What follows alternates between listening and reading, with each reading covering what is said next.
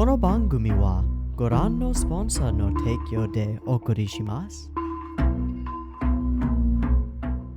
Alrighty, welcome everyone. Before we welcome everyone, so we've crossed a threshold, broken the ice. It's pretty cute. I got some complaints that I didn't talk enough about the episode proper, and that's reasonable. In comparison to the amount that I spent talking about the episode before that, that's reasonable. Still, I don't have that much to talk about the episode proper. It was okay. I didn't find myself, either pissed off by or really impressed by many of the choices or production or anything else. It was pretty good. Now I'm scared, though. I know that that's a little crazy, and it's like I've been traumatized by the show because I've been traumatized by the show, but so has Rudy. And so I'm a little bit scared here. Everything is going well, and every time everything is going well, well, we can't let that happen. We don't deserve nice things. Things can't go well. The last time that things went, sexually well for Rudy, they went really poorly right after. And he's linked things going really poorly with things going well. Like in his brain case. Those are associated now. But if he can just breathe, if he can just chill, if the circumstance is right, and this horrible but also incredibly sexy circumstance that Sylvie has engineered with the help of Ariel and Luke can encourage Rudy to act properly, then we might get at least a little bit of a moment for basking in the good things. For a bit of a victory lap, if you will. You know, for 2 lifetimes, Rudy strove toward one goal in a lot of ways and never ever achieved it. And then when he did finally achieve it, it was followed up so rapidly with an emotion-crushing sucker punch that he never had the time to nice. Now what? And maybe we'll get the opportunity to do that here. That would be really nice. I think it would be deserved. But I worry on 2 fronts. 1, I worry that Rudy won't let himself do that. And 2, I worry that our world won't let that happen. But I do hope, that we can have a moment of peace here. How nice would that be?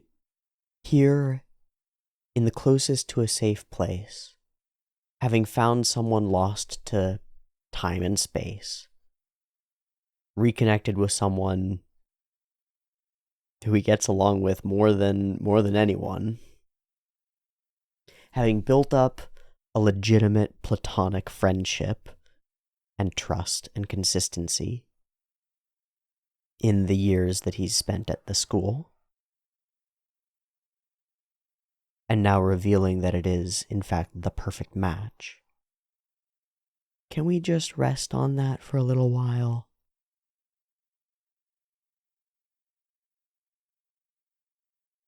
Probably not. I'm not going to read most of the comments on the last episode. There are sort of a few categories of comments. There's the slim minority of people who are, thanking me for continuing to stand for the thing that is true, and the definition that they understand of internalized homophobia. They're the people who are digging their heels in on that definitional level, and saying that's not the thing, or maybe that's the thing, but it's only them weird lefties and academics who use it, which is true, but it still is the definitionally correct, usage. And then there are people complaining that I spent so long talking about it, and that's true too. So I'm just not going to address most of those camps, really, because we got another episode, and I think it's actually pretty settled. Uh, the people who will be convinced are going to be convinced. The ones who will dig their heels in will dig their heels in, and the ones who are just interested in watching the fireworks can get some fireworks. But we're done with fireworks for now. And we're on to, well, actually, maybe we're not. Maybe we get a victory lap. Maybe we get to just fuck all episode. That'd be fun. That'd be fun, right? I'm not going to read most of the comments, but there's one exception. And I mean exception because it is exceptional, I think. Arizona Anime Fan 4632 writes the best comment that I've gotten maybe ever on Mushoku Tensei. So we're going to just read through it, and that's where we'll start. I think the author is doing something very smart here. See, the author has said he himself believes there are two types of love, eros and agape. Eros being sexual and agape being emotional. What we see in this story is the author playing out his views on love using Rudy as a surrogate. Rudy comes into this world having only known eros. He is deeply entrenched in porn addiction and jerking off. He sexualizes everyone when he comes into this world. The first time we see him grow out of his perversion is with Roxy, when he developed something akin to agape love for her, a deep respect and spiritual attachment. Even Sylphie got the Eros beam when he found out she was a girl. It's why she didn't want to be around him, because he was acting like a creepy old man. To say nothing for Eris, who he defiantly views as only an object of lust, until her 10th birthday. The journey back from the demon continent was necessary because it removed him from his family. The Notos family were steeped in Eros. Even his father is a creature of Eros. But the journey back from the demon continent, the only adult male supervision he got was from a man who protected children and who would not let Rudy take advantage of Eris that way. The multi-year journey changes Rudy, and he develops deep agape love for Eris, and only then was he able to gain sex and lose his virginity. In addition, I'd just drop that Rijerd wasn't the only one stopping Rudy from taking advantage of Eris. She did a darn good job herself in a lot of circumstances, because she just wasn't going to put up with that shit. And that's pretty great, too. But you're right that the only adult male in his worldview, the only surrogate family figure that he had, the only person protecting him that he could rely on in any sense was... and he did respect him immensely, and had to for good reason, was a deep protector and an anti-user. Pretty cool. Okay. And only then, after gaining the agape, was he able to gain sex and lose his virginity. The author believes in balance between agape and eros, and Rudy was a creature in imbalance. Taking Eris away broke him again, but it was needed because Eris, ready and willing around him, would have fed his Eros badly. See how he struggles to resolve his ED. It's all through Eros solutions. Prostitutes, ready sex friends. The walking embodiment of Eros strolls into his life in Alenalise, and even she couldn't get a rise out of him. This was the author making it clear the solution wasn't in Eros. So he goes to the magic school and he meets Fitz, a gender-neutral character. This is important. Fitz is literally asexual in appearance. They are not lewd, is not lewded, not shown provocatively, covers almost all of their skin, even wearing gloves, hides their hair. It's a neutral white, barely talks, voice is gender-neutral. You cannot find Eros in Fitz, like a nun or somebody in a hijab. And to drive the lesson home, we have the Beast Girls, living hentai bait, willing to have sex with Rudy if he's serious about it. Don't even care, really. But he's not serious about it. He's trying to use them for Eros purposes, feeling up their chests, feeling up their skirts, but it doesn't work. It's not the right thing. It's not the right medicine. So fucking smart. Instead, Rudy finds agape love with Fitz. And when agape love comes back into his heart, guess what is ready for Eros? His little Rudy. This isn't a statement about LGBTQ+ or alternative sexualities. It's about the nature of love itself. It's about two components the author believes are most important to true lasting love, Eros and agape. And it's an important part of fixing what was broken about the broken person who was reborn in this world. In order to fix him properly, his views on love and sex needed to be retrained properly. And in order to fix the audience properly, so do ours, right? That's the idea. Note, the author is not against eros. Perversion and sexual fetishes are a part of everyone, and they are a part of the characters of this world. He isn't saying that it's bad. What he's saying is it's bad for Rudy to get easy eros, because what he was from the old world was crippled and broken in spirit, and part of that unbalanced and crippled spirit was a porn addiction, an addiction to eros. This is why the whole arc is here. This is about the reformation of Rudy's relationship with love and sex, developing a healthy relationship with both. Yeah, I think the word that you've used repeatedly that is the most important one is unbalanced. Once it's framed this way, and you see which, or you state which things our author is seeing as in contrast with each other. Well, what are they? Are they sex and friendship? No, they're eros and agape, pure love and sexual love. And they're both real, and they're both true, and they're both useful and important, right? We dismiss either of them at our peril. But if you've only got the one, you'll be empty. And if you've only got the other, you'll be unfulfilled. Wow. That's pretty smart. It also explains all of the inexplicable things all throughout all of the storyline that we've been in. All of them. It actually explains all of them. Except the ones that can be explained simply by mistakes or more mistakes. Mistakes. So the Eros thing explains groping the Beast Girls 100%. And it explains why they're there and why narratively we would do that. It doesn't actually explain leaving them there all day. That's a mistake. And it's framed as such by the story. So once we take out the sexual perverse thing, we can put that to the side and be like, oh, that's part of the framework of the narrative. That makes sense. That's there for a reason. Okay, so we can put that to the side. Why is the rest of this there? Because our character's flawed and he made a mistake. Oh shit, he can be cruel and forgetful and foolish and only find out about those things when he tells somebody else. And we'll only realize, like, oh, what I did was wrong. Oops, when he actually has to answer for it. Yeah, that tracks. That's real people are like that. So everything else kind of clickety works, doesn't it? Oh, the whole Alina Elise thing works really well too. It really does. And then she, on her own front, is doing this alternate narrative thing where her life is bound to Eros despite her wishes, right? Whatever she desires is honestly irrelevant to her curse.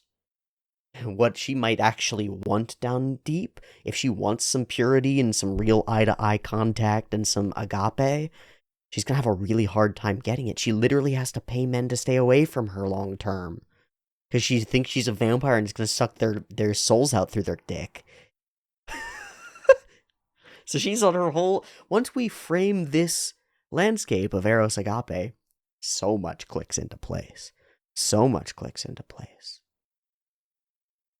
And narratively, throwing into the demon continent, that drop into a different kind of abyss really does it. All these relationships with power as well. The people in this world very often use their power to accomplish, achieve, gather the Eros thing or things related to it.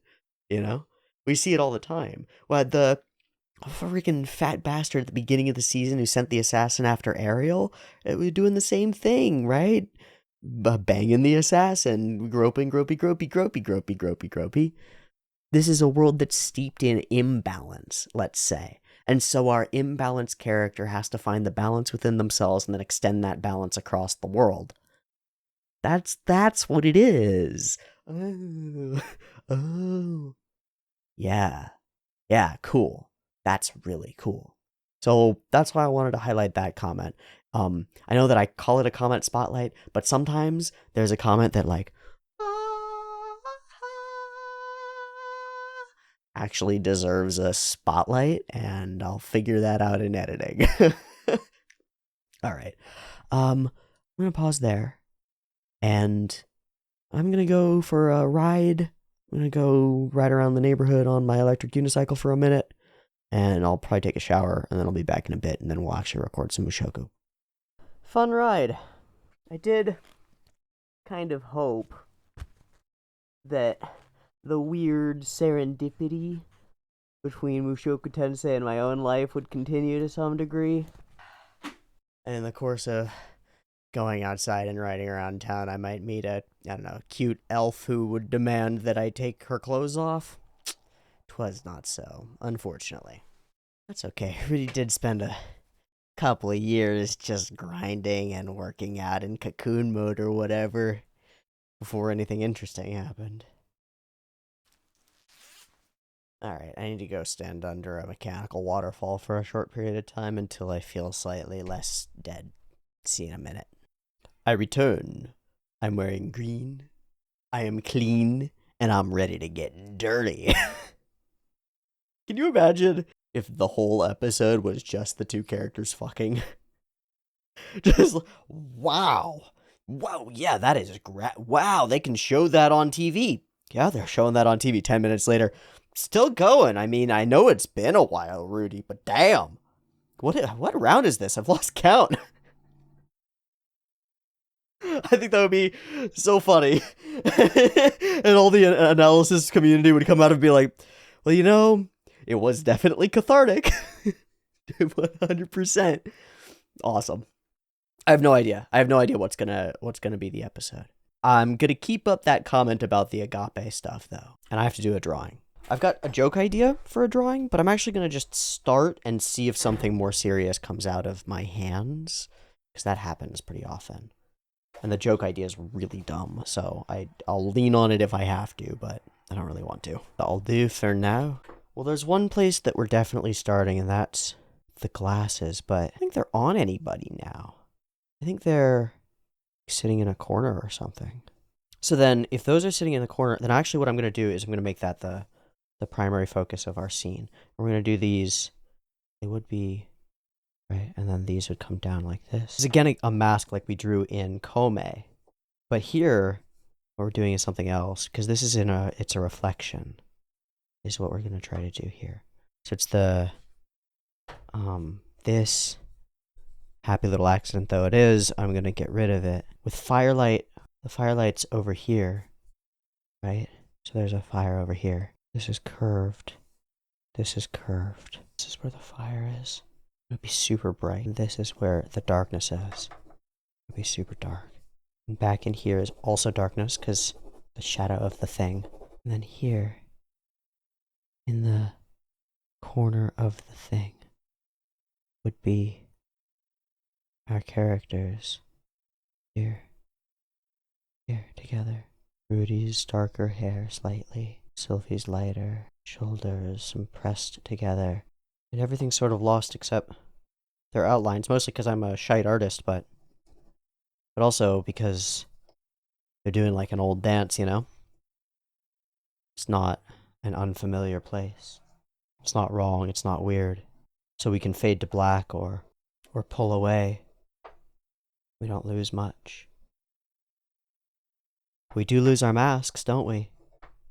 The mask is off. What about Rudy's? You know, he's been wearing masks too. In a lot of ways for a long time. That's something that I haven't thought about. United in the reflection of the thing that was between them for oh so long. I'm alright with that. I think that's cute. It's simple. It's cute. It's much better than my dumb joke about Sophie laying an egg that I was gonna come up with that was like, well, elf physiology sure is weird. Just Rudy and Sylvie holding an egg, and Rudy's just like, I guess this is what I signed up for? Weird. That ends up sweet, simple, and symbolic in a way that I approve of. Cast away the mask. Alright, we're back for the episode proper. I've got it ready to go, and I'm just struck by the first image. Of course, it's the rainstorm that we're in the midst of that we brought upon ourselves because Sophie did that as part of her little tricky trap thing to make the thing happen. But remember what else we had? Like a rainy time, and then the clouds cleared, and things were pretty different? It was when we were rebuilding after coming back to the place and Eris left. And while everybody else moved on and the skies cleared out and the sun came up and the plants grew, Rudy stayed inside in the darkness. Oh! This first frame immediately calls me back to that place. Because we're in that place again, right? And just like I said, Rudy associates some bad things with that place, so it's going to be really interesting to see whether we can experience the sky opening up. I think that would be a really good visual metaphor, a piece of visual language for expressing what we need to express here. That could be very good.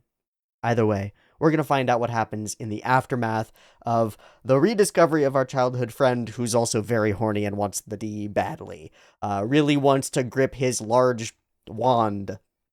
Has been using a practice wand the whole time. I hadn't even... Oh, no! No! I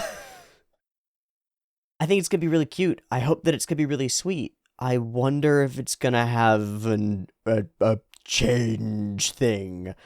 Apparently, the show's doing great in Japan, and I shouldn't be worried about sales and popularity of the core, because people will be here for core 2 regardless. I certainly hope that that's the case. I still think that you want something to strongly end, either strongly wrap on its own, or strongly pull me into the next one, and I think we've got all of the groundwork necessary to do that.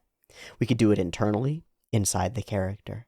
We could do it externally, outside the character, something physically changes in the world. We could do some combination of both. I think the last episode of Vinland Saga Season 1 was pretty good at this, because it does this, like, teaser into what's coming in the future, that all the manga heads were like, oh my god, they're gonna adapt that stuff! And all the anime people were just like, this looks cool! And then also some massive rearrangement of our characters' internal world and stuff like that, and you end up with a pretty good end-of-season episode that makes you happy with what you've watched, leaves a good taste in your mouth, and makes you want more.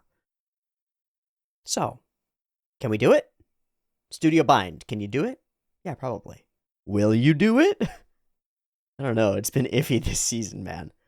Will we watch it? Yeah, let's find out. Let's watch episode 12 of Mushoku Tensei 2, and see what happens to our character. See if we can balance Eros and Agape. See if we can not fall into Sylphie too hard. Manage to stay ourselves. But enjoy the reality of a joyous reunion and potentially, honestly, pure, good, valuable, fun, dirty as fuck, sexy time. You know, the good stuff. Okay, let's watch it. Beep beep timer. That's it. There won't be Mushoku next week, so I don't know what will be next week, so we'll see. Beep beep timer.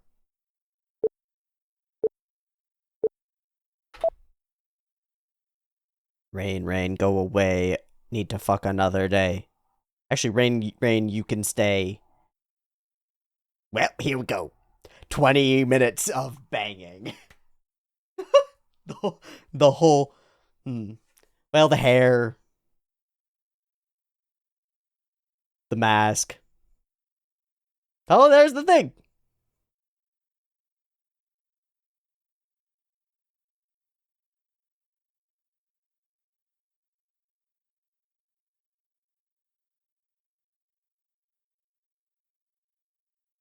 Oh shit, it's like I fell for both parts.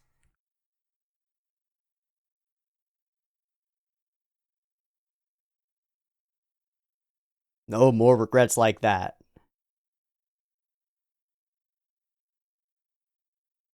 Aww. Well, that's pretty good.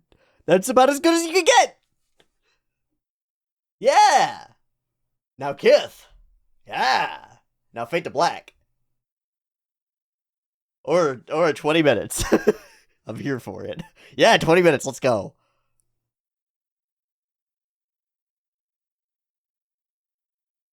Oh, fun framing. Yep. Yeah. Yeehaw. Oh, giggity. Okay, we're going. Yeah, let's keep it going. It's just non-stop in this train.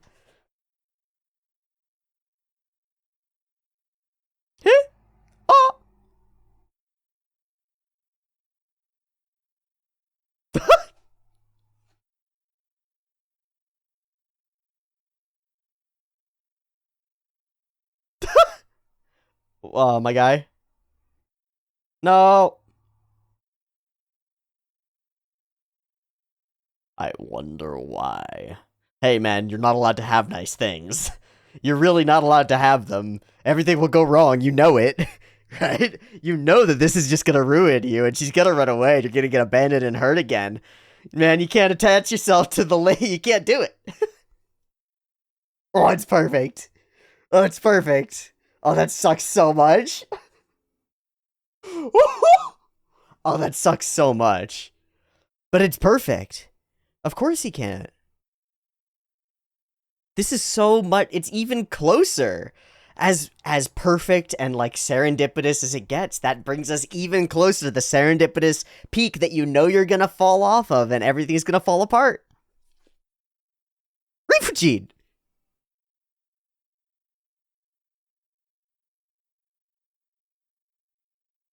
So I hope she doesn't take that as rejection. Cause that, God, fuck. God, fuck. Oh yeah, the scene. So the take the clothes off scene is so good because he gets to do the save thing with Sarah and then follow through with it and get rewarded properly. It's like the right results from your actions. Ah, it's so good.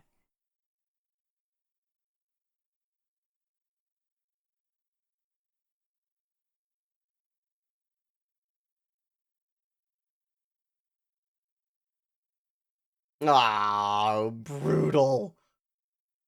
Oh, brutal. Okay, at least he's being honest about it. Yep.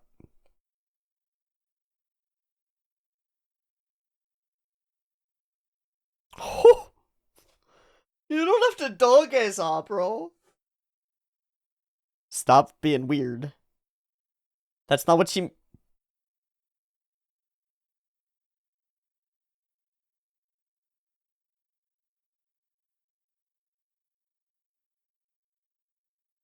Let's just be honest and talk like humans or elves. Aw, good communication is the foundation of any reasonable relationship.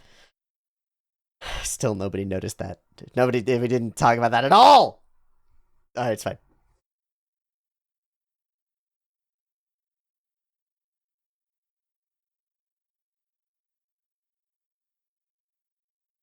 Yeah, this is a long one. The whole aerial thing.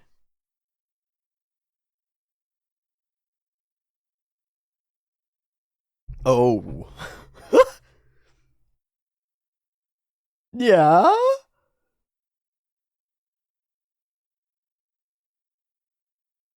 Literally exactly what Eris is doing.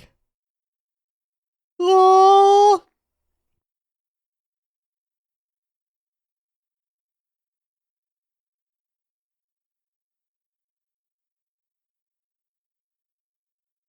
You sure did. It's not super healthy, but it is really cute. Aww!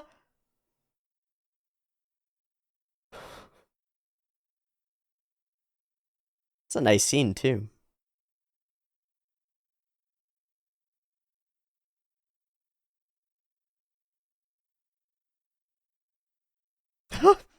Thank you for not dying.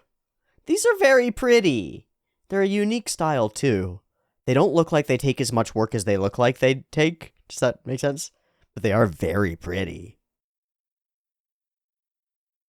Aww. Oh, this is so cute. They're just actually communicating. Oh, the ding dong got wing wonged. Fits and starts, huh? I think he's just demi. I think you're demisexual, man. I actually think that's what's going on here. Yeah. Yeah. Oh man, she just wants to jump your bones. Aw. Poor Sylphie is has needs.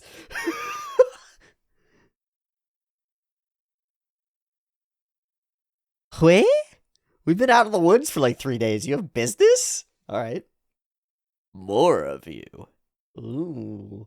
No more fancy talk. Ah, the unfucked. The unfucked fuck. Ah. Yeah, don't we all? Do you have little blue gem pills? Whoa. Wah.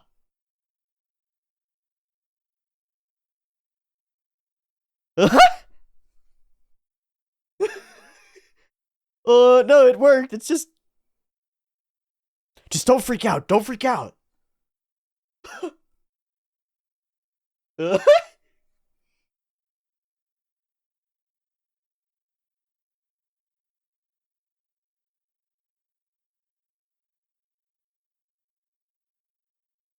Oh, that's really mean, bro.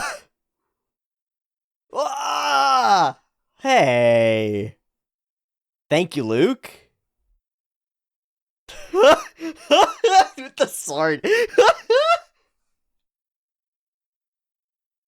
Oh. Oh, it makes sense. That's why he's not acting like one of us. Yeah, he's on their side. Nice. He has no balls. Oh. Oh.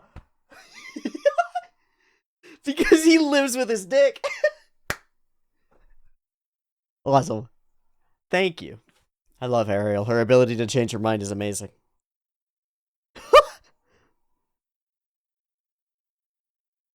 Are you the one who's gonna help us, Luke? You got the little blue pills?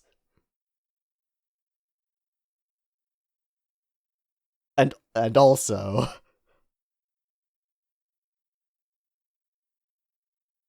That's the desire! That's the goal! That's also the point! Come on, that was intentional, right? He does carry the little... You fucker. Luke. Is it lingerie? What if it's not chemical and it's or magical and it's just lingerie? Uh-huh, I'm sure.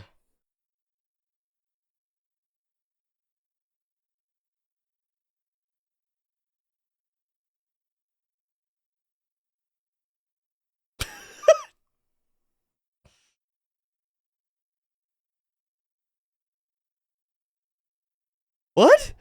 That usually does not work. Oh god. Oh my god, Ariel. These aren't cures. This is just... You're just Vogue. You're just a bad women's magazine. Oh, what have we got?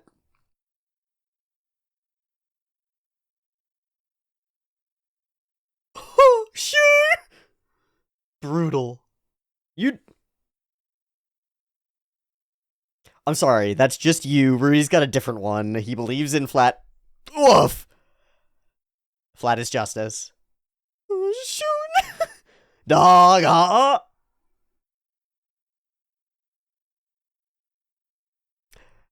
That's familiar. That's really... Wait, that is really...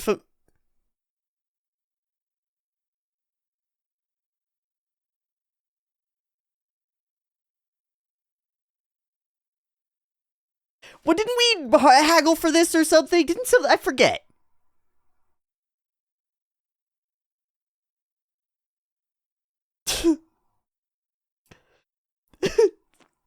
Rose water. Snake oil. Zero effect. Oh. But what if it, like, works?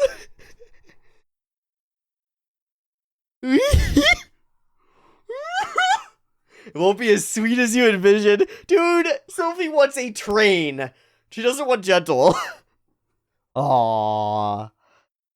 He's got such a big sword. This whole episode is so goofy.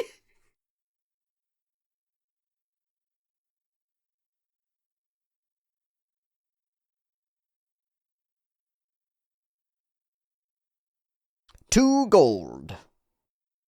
For what?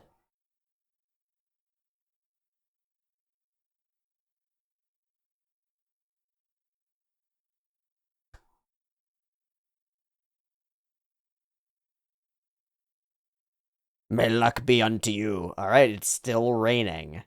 It's still raining. We really could do the skies opening up. Good. Good. All set.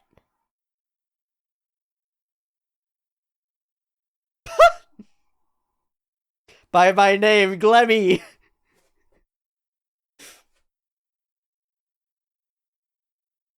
Oh, hi. Nah, it's me. Oh, is she gonna full trench coat it? Please full trench coat it. It's one of my favorite things in the entire world. The door is shut. Oh, the door is locked. Nice.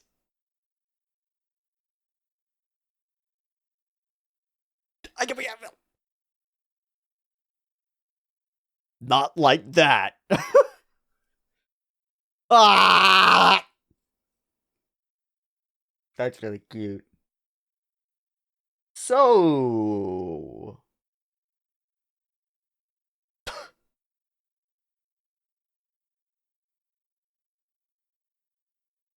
get him drunk, aphrodisiac mixed in.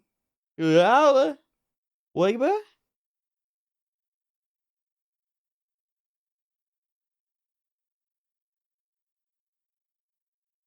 Wine again. These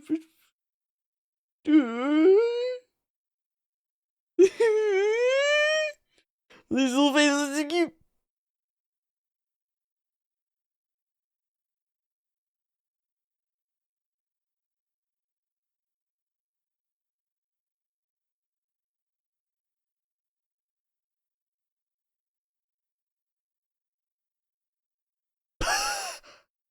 You got a double dose. She's gotta have a dose. It doesn't do anything. That proves that it doesn't do anything.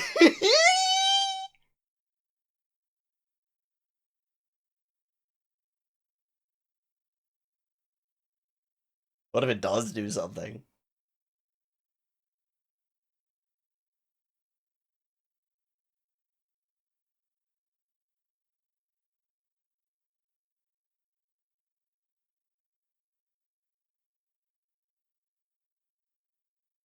We're just holding scene. Fucking long hold. This is cool. All the awkwards. Oh, it's not in there yet.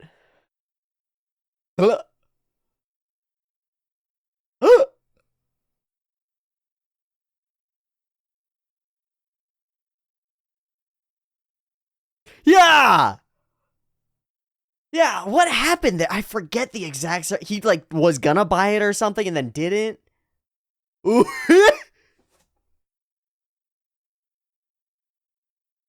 Well, here we go! Alright! No? Everything's pink. Oh, it's it. Has kicked. The inning has kicked.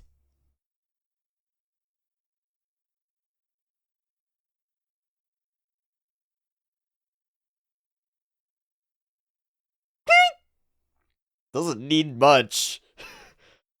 Oh boy! Oh, the panic! Oh, it's so real. Yeah!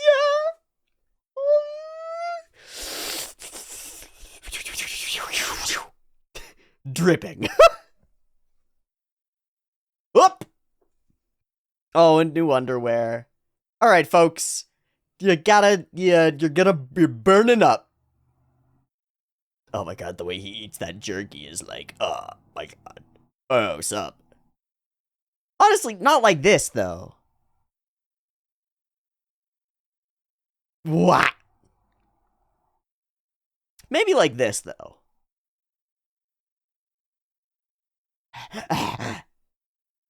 Aww. They've really done a lot with the eyes. That's the same scene.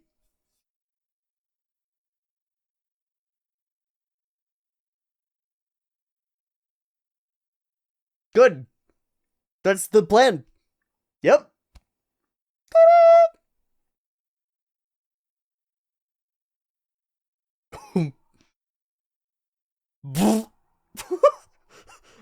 Eyes go cyberpunk glitchy. Oh, now we cut to black? And the sky is clear! I've been waiting the whole damn time for that. Oh, that's such a fun. Snap 2, sky is clear. No more rain. All is well. Hey. Well, that happened. Good job! Flee, please don't fall, please don't fall, please don't fall. Okay. Turn. Yes. No! No, no, no, no, no, no. And then she comes back. And then she comes back. She comes in with breakfast, right? Come on, man. No, no, no, no, no, no, no. Not again. No, no. No, no, no.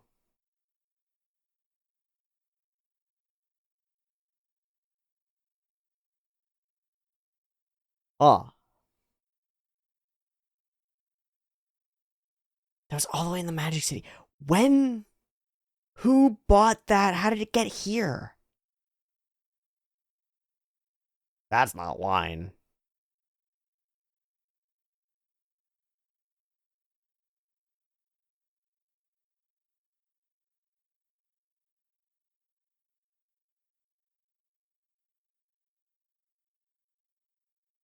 Breakfast?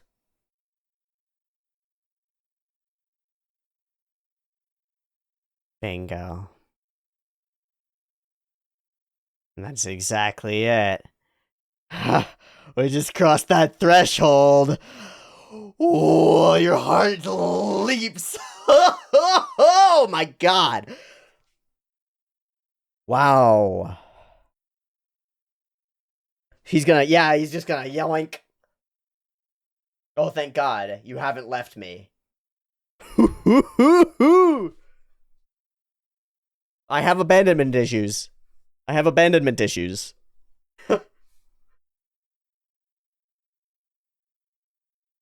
Yay!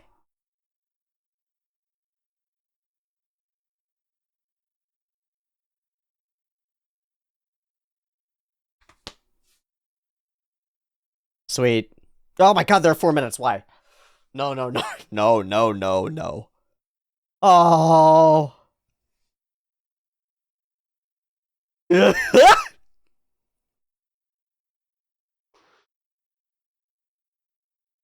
Aww. Alright. Okay.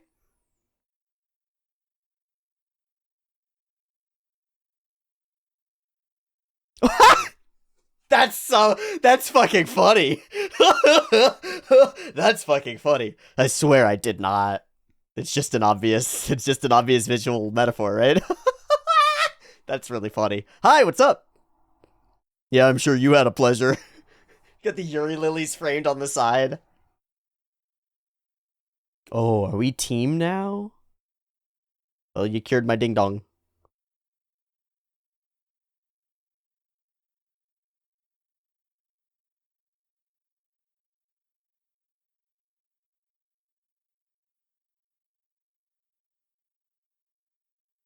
I am indebted to you. I offer.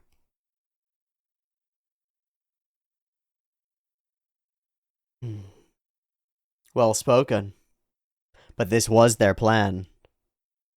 They wanted to lure him to their side from the outset. What?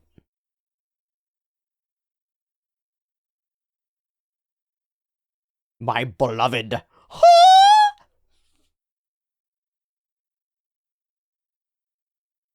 All right.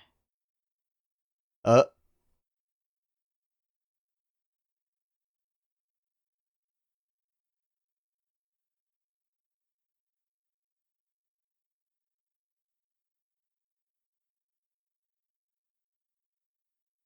Debt to me now. That wasn't what I was asking. It's the same question she asked Sophie.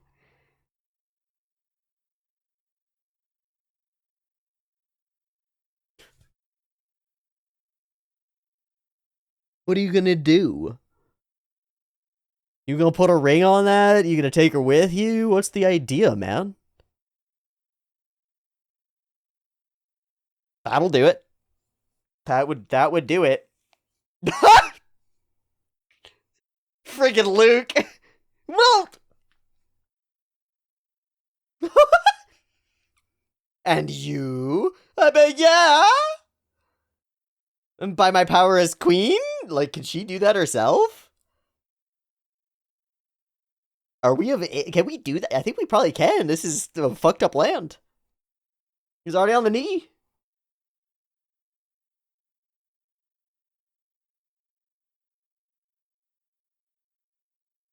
I'm in your care.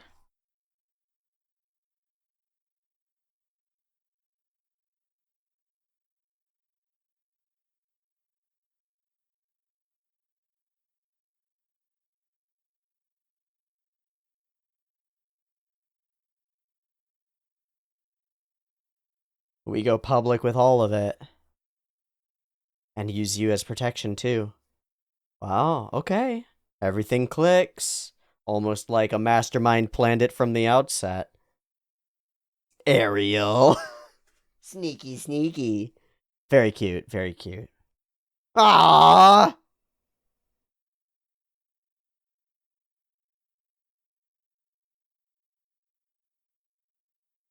Well, that throws a lot of wrenches in a lot of places. Oh, the titles all go, ah, there we go. And there we go. Look, he's in Team Green, too. Team Green, Team Green, Team Green, Team Green. You know what? Team Green. I agree. That was really cute. All of the character animation is up to par. For the first time in a little while. All of it, all the way through, whole episode, every face. Especially Sylphie's eyes. Sylphie's eyes are articulated and move more than like 99% of anime characters just in this one episode. Tons of subtle movement in there. Really cool. Some of those little flippy whippy movement things are really cute, but it's the landscapes, the light effects, the ethereal atmosphere generation that we've talked about previously in the season, but we really bring it in like a hammer for this episode and use it to sort of smash through. That's good. That's good. That was juicy stuff. That was juicy stuff and a perfect stumble. You know, of course it's not that easy because it brings us psychologically right to the same place we were. If we just have sex with Sylphie, that doesn't actually fix the abandonment issue. That brings us right up to the same place. And just like with any trauma or fear or thing, you have to come up to it. You have to get closer and closer to it and then establish that it won't kill you. Show that there's another route. Prove to your body and mind, but really like to your body, to your base, like insect worm neurology, that going this direction won't cause endless pain again. You have to prove it. When people are afraid of an elevator, gotta prove to them that getting closer and closer to the elevator doesn't cause a problem to them. Their body's in this state where they get closer to the elevator and it goes, threat, threat, alarms, alarms, alarms, alarms. Everything is going to damage me. Everything's going to damage me. And it's self-fulfilling because that threat response itself is terrifying, is scary, is panic, is not fun. And so you run away from the elevator and you never get any closer to it and you don't overcome the threat. And anytime you get closer, you get the fear again. So of course they're scary. But if you force the person to get 5 feet closer, okay, the threat response is there. Breathe through the threat response. Is anything happening to you? Are your eyes falling out of your head? Are your ears popping? Are you exploding? Are you melting? No. Okay, let's get 5 feet closer. Can you breathe? Breathe through it. 5 feet closer until the point where you can get up and you can touch the damn wall. Until the point where you can stand inside the dang thing. Until the point where you're beyond it, where you're actually past the threshold and you've ridden in the elevator and you've stepped out of the elevator onto the other side and gone, that didn't kill me either. I guess it's not going to kill me. And it's always going to be a little weird because you've got some wires crossed inside you, but you can overcome. You can overcome that no fear response. Well, that's what Rudy's dealing with. He comes right up to the elevator that takes him up to the high fantasy place of Cloud9 sex and stuff, right? And his Willie says, I've been there before and it's a long drop down and I'm not letting you go near it. No. So of course, even in the perfect circumstance, with the perfect person, perfect in every way, that's worse. Because that's how it was before. It's like, wow, so serendipitous. Waited for so long. A grand coming together, a fruition of a thing that's been long promised. With all the layers together, with all the agape and all the eros that we need. But it's not quite there because Rudy isn't capable. He's not in balance. Right? He's not in balance. Well, we really do go for it. And I think the scene is great. And I think all the visual metaphor is amazing throughout. And verbal jokes. I can take it. It might be hard on you. Are really freaking funny. Are really freaking funny. But here we go, freed from our cage, led along by a green bird, brought to the end of the season, through the halls, out of the tunnel, and into the light by Sylphie. All the way through. This is the strongest part of the episode, I think, in a lot of ways. And it's not the scene exactly, it's the communication.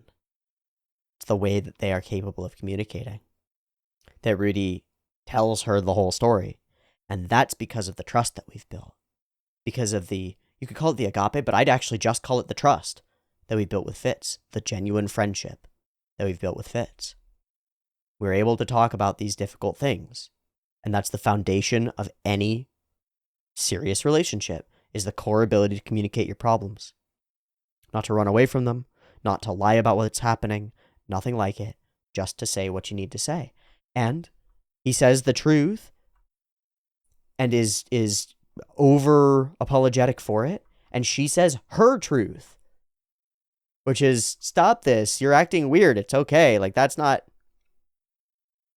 But of course, part of the truth is also that she is a horny human being, elf being, and does need the D as well, does want it. But beyond that, they're able to really communicate. And that's what an almost majority of the episode is from that point, we stop. We can't go further. And so we don't have to. That part's not, like, required yet. We don't have to rush one side or the other. It's not instantly toward one and then we teeter-totter in imbalance for forever. We let it balance out. Figure out where the attraction is and where the joy is.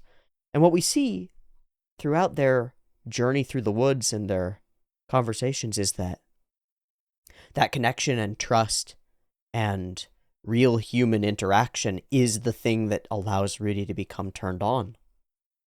So it's not the pornographic sexuality or the arrow-steeped, rapacious attitude that he's had toward that from the outset. I need it, and I'm gonna get it, and I'll get it as soon as I can. It's the most important thing that I can get.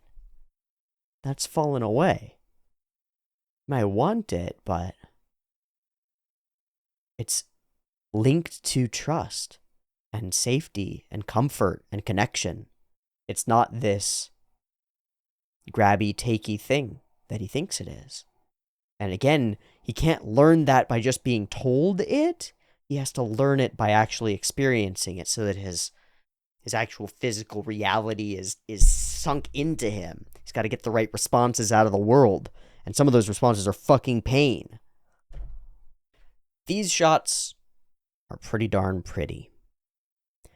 This sequence is the same as the one in the OP of the first season that I used for Rudy walking across while he's a kid. And he's reflected in the water. I used it in the intro shout-out thing. It's the same sort of scene. It's almost identical. It's just in a different time period. It's in winter, and the lake is frozen over, and we're walking the other direction, right to left, which is forward. And we're walking with Sylphie instead. So we're back in that place in Buena Village, but we're here in a different place, in a different time, with a different person, but we're back there still. Rehashing, rewalking over ground that we've tread before. Familiar. These shots and this lighting effect stuff is really cool. I really like it. I think that the painterly aesthetic of the trees ends up looking really cool. And what I said while it was happening was it looks like it's less expensive to make than it actually looks. Like it looks better than I think it took effort. And that's really that's where the good stuff is for anime, because you got to cut corners and make it look good. And this looks great and feels like they might be cutting some corners. And then we get a scene like this where they're not cutting corners. And this is like cinematographically correct. Our characters, while slightly fuzzy, they fit the framing, they fit the scene and the place and the location and stuff. And we place them against this big tree, and it's the same scene as Buena Village with the big tree, right? So we're back in the same place, and then not. Working up the time to take the courage. We get that cute smile, and Dwing! In a little bit, it's there. Again, I think he's demisexual. In some real way, that he needs emotional and intellectual connection in order to produce a sexual desire. Which is tough if you have lived your whole life thinking that a man should just be an easy on, like, push to start ignition, you know? Because a lot of men aren't. You know, a lot of guys aren't. But we do sort of expect that men are. It's part of the... Yeah, just part of the expectation. Business, so I'll leave you here. Our little back and forth is so cute. Ariel's push is so interesting, and her I like the way that Luke handles this. She goes, oh, house, like, he's not a push to start ignition? Ridiculous. And Luke goes, no, this is serious business, man. I understand. And of course the reason is because he's a gray rat. And he sees it from the perspective of, oh man, Rudy's a gray rat too. He's got all the needs and desires and ability to fulfill them that I do. And he's stuck away from it. No wonder he's such a poor sop. No wonder. Oh, the no attraction to selfie with buxom women is... So what exactly was the deal with this aphrodisiac? Because I know that Rudy saw it on a shelf at a place and was considering buying it, but then didn't. And then who did? Who did is the question. I don't have season 1 downloaded anymore. Was it fucking Black Fingernails guy? Monkey Boy? I think it might have been. It might be something like that, because it got bought by someone else. For sure. Like he couldn't afford it, or there was some reason. I don't know. But it's some weird serendipitous thing. It was compounded in Fatoa, so it comes from the place where we began. And it all is lost, and there's only one left. And then we are into it. The money for some lingerie. This whole set of interactions is so cool. Rudy just doesn't pick up on it until he picks up on it. And then this scene that we hold once they've had a drink, and we just hold and hold and hold. It's just like some of the scenes that we had with Sarah, where it's like a little awkward. And here it's a little awkward, but it's moving. But it's not. It's comfortable awkward, right? And bam! Down the hatch it goes, and both of them are in it. And fixed. I think that maybe the best scene choice in the episode is this one.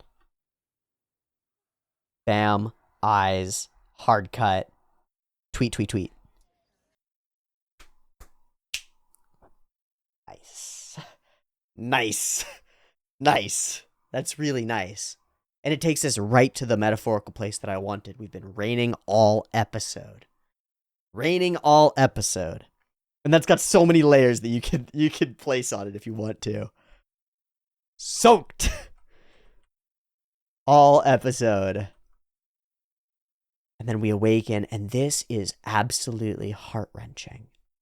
That was the aphrodisiac. That's something. And the darkness is right there. Again. Of course she left. Of course she's gone. Of course it's again. And of course she walks right back in the door. And Rudy's not going to let her go again. So that puts us here With Ariel asking the same question she asked Sylphie a couple episodes. So what then do you intend to do? And by slowly asking the same question, finally extracts the deepest desires of both of these important people. And a debt from a very powerful magic user with a good reputation.